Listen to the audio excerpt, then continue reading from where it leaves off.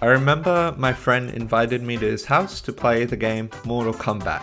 Now, I'm not good at fighting games, and when I went there, I had no idea how to play, so he paused the game, showed me every single combination of attack, and I ended up spamming the uppercut 700 times, to which he said, "Dude, Stop spamming the uppercut." Now there's a reason why the Smash Bros games are super easy to learn. Basically, whenever I got my Switch out to play Smash with friends, they would instantly pick up on it. It didn't matter whether they were a gamer or not, they still were able to pick up the game pretty easily. Now why is that? Well, there are several reasons. One, the button mapping is the same or very similar to all characters. Two, the goal of the game isn't to just fight, but also to move around and grab items and dodge and go back up on the platform, etc. So there's a lot more to it than just a 2D fighting game. Also, the stage is very interactive. But to really understand what makes the Smash Bros franchise successful, I'm going to go back to the first Super Smash Bros game for the Nintendo 64. The opening drags you in as you see a bedroom with objects being arranged into a stage.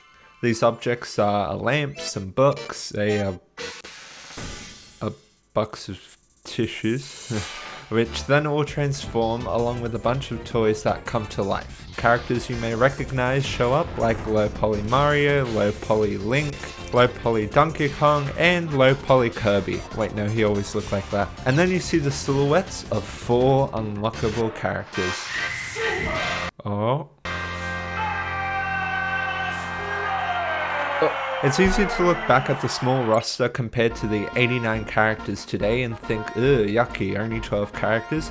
But you have to remember at the time, these were Nintendo characters, fighting each other. I mean, what more can you ask for? The advertisements were cool, one of which had Mario physically assaulting his adopted father for no reason. Pikachu gets thrown across the field, literally being the only character who doesn't attack anyone else. There's no reviving this Pokemon. I guess the toys also reflect our childhood imaginations. I mean, you can probably remember when you were a kid setting up a stage using random objects around your house. The formula is similar to that of current games. Button mapping is the exact same for all characters, making it fairly easy to pick up for new Smash Bros players. It's a pretty cool concept to have a bunch of Nintendo characters beating each other up on wacky stages from different franchises. Pick a character in the single player campaign and you can enter a gauntlet where you fight several characters, including some unique ones like Metal Mario and Giant DK. If you're part of the Metal Mario fandom, then congrats to you. You have to remember that this was a really unique fighting game at the time.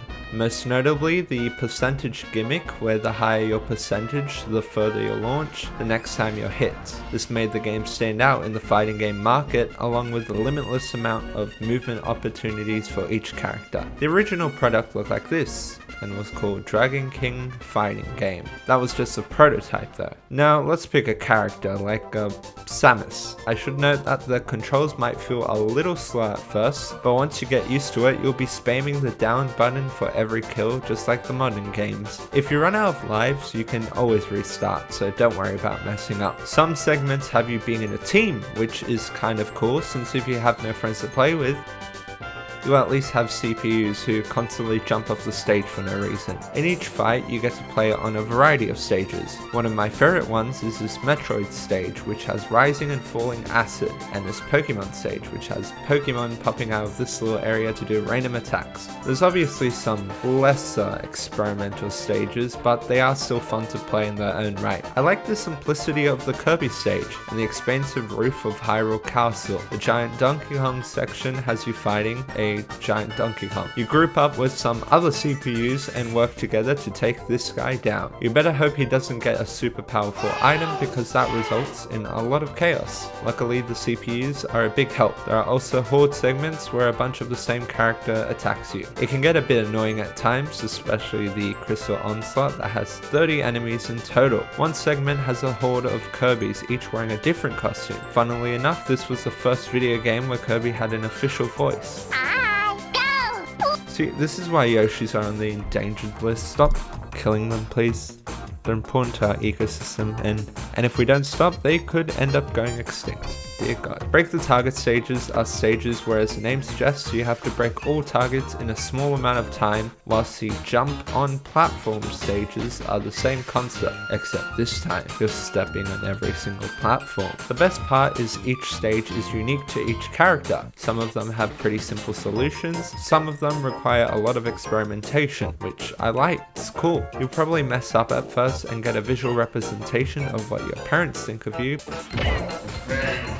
but it's challenging and requires a unique approach from each character. The Fox stage, for example, utilizes your little laser gun to hit targets, whilst the Jigglypuff stage requires you to time your jumps carefully while doing punches in between. It took me a while to get them done, but it's sort of like a puzzle you have to solve. There is a bonus stage which is a bit weird, which just has you running towards the end. It's a bit boring when compared to the other two bonus stages, and it does feel quite slow. I also feel like there are a lot of different stages before you get to the end, and after a while they feel a bit repetitive. It would have been nice to maybe change it up a little, like maybe for Mario's Gauntlet, you could have him playing alongside Luigi and fight a giant Donkey Kong. Although I guess with a smaller character scope, you have to use the tools you've been given, so I can respect some of the creative decisions put into place. Moving on to the final stage, you fight Master Hand. Yes, the main antagonist and boss fight is a hand. I guess since this is canonically a kid's bedroom, the kid probably ran out of toys, so he did that thing we all do and made his hand come alive to fight the characters. The hand is pretty fun to fight and has a bunch of unique attacks that utilize its design, some of which include turning into a finger gun and shooting a bunch of bullets, attempting to poke you, fist pumping you, and the very secret attack where he flips you off. Don't look at that. Then you enter the credits scene where you can press each name to tell you what that person contributed, which is quite quirky and fun. The scene afterwards shows off your character in a final image reflecting the personality and charm of their own games, and they're nice to look at. My favorite ones are probably the Samus, Fox, and Yoshi title cards. Imagine being a kid who stayed up past their bedtime to play a little Smash Bros, and you're at a sleepover or something. You turn the game on, have a great time with a single player campaign learning about stages, items, and all your favorite characters. And then you see this. Who put this here? Who thought this was a good idea? What's interesting about the character roster is that the unlockable characters are typically less known. You have your main characters like Mario and Kirby, but every other character is a bit obscure. Chances are a lot of kids growing up during 1999 probably never heard of Captain Falcon, Jigglypuff, Ness, Luigi, or Greg. And I think this is good, since at the start of the game, players are less likely to be overwhelmed since they are instead shown popular and more well-known characters to get used to. It will allow the player to gradually get excited with each unlockable as they slowly connect with each character every time they play. Now, the unlockable characters are a bit complicated to use at first when compared to the starter ones. Their attacks can be a little bit slow and definitely involve riskier play, but oh boy, when you manage to pull off a risky move correctly,